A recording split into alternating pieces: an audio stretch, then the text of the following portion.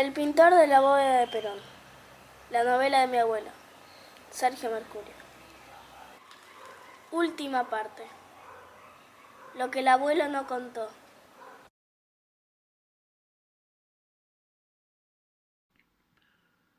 Para darse cuenta de lo que sentía el abuelo tomando el tren en Banfield, hay que revisar su historia. Para darse cuenta de lo que sentía el abuelo yendo a pintar la bóveda, era necesario entender que no era un cuarto cualquiera en un sótano de Morondanga, sino que era un lugar aristocrático, con 3 subsuelos, una arquitectura compleja ya pintada con colores plateados, bien militar y pomposo. Era como pintar una casa, pero donde estaba la alta alcurnia. La bóveda se había reformado y ahora había que dejarla impecable.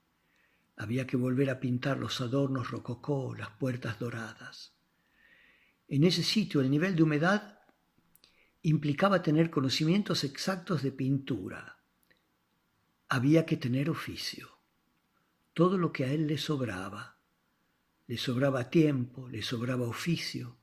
Nada más le faltaba la gloria que estaba empezando a adquirir cuando después de dejar el documento en la portería entraba solo a la bóveda a pintar el lugar donde el general iba a descansar eternamente.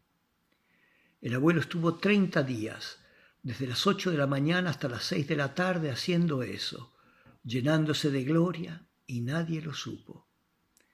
Ese mes no trajo un centavo para su casa, porque como lo había prometido no pensaba cobrar por hacerlo. Nunca el abuelo fue tan feliz en su vida, y como decía Borges, fue tan extrema su felicidad que no pudo compartirla con nadie.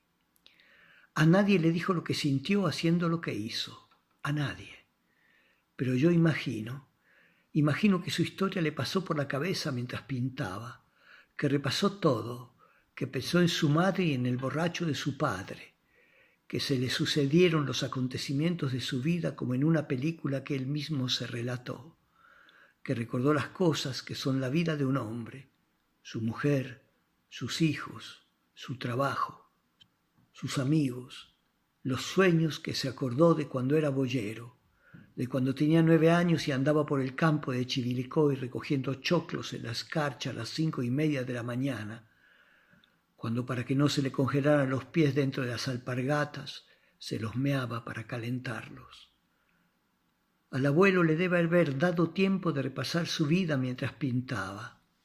Debe haber vivenciado su primera huelga como trabajador, peón, esclavo. El abuelo debe haberle hablado a las paredes. Su voz debe haberse incorporado al eco de ese lugar. Y Perón, no todos, pero algunos de los que fue, tal vez el Perón que amaba a Eva, debe haber empezado a dialogar con mi abuelo desde ese entonces. El abuelo debe haberlo sabido, porque el abuelo advertía cosas que los otros no advertían. Él debe haber sentido entonces que esa era la etapa más alta de su vida, la más ancha. Ahora ya es tarde y me olvidé de preguntarle quién lo había marcado y ahora me parece una pavada.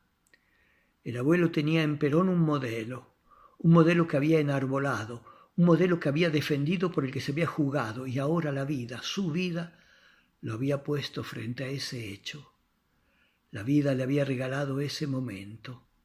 Era el encuentro más deseado. Era su homenaje más puro. Allí, solo, en silencio, haciendo lo que había aprendido a hacer. Pintor de brocha gorda, trabajador, obrero, peronista. El abuelo debió haber sido muy feliz en ese tiempo.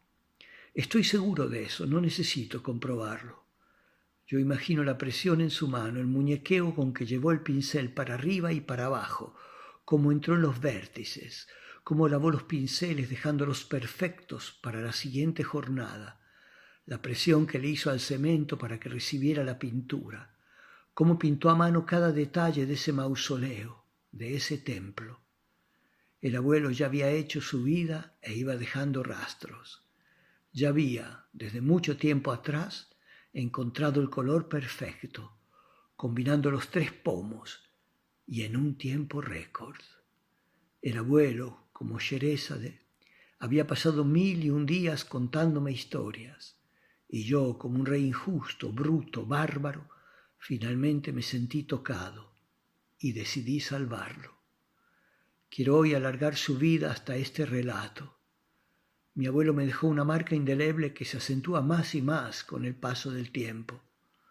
El abuelo encendió una luz inmensa y con todos sus gestos, su actitud, su estirpe, su ternura, su hombría, dejó además una insignia clavada en mi pecho, una misión que es bandera y esperanza, ser abuelo un día.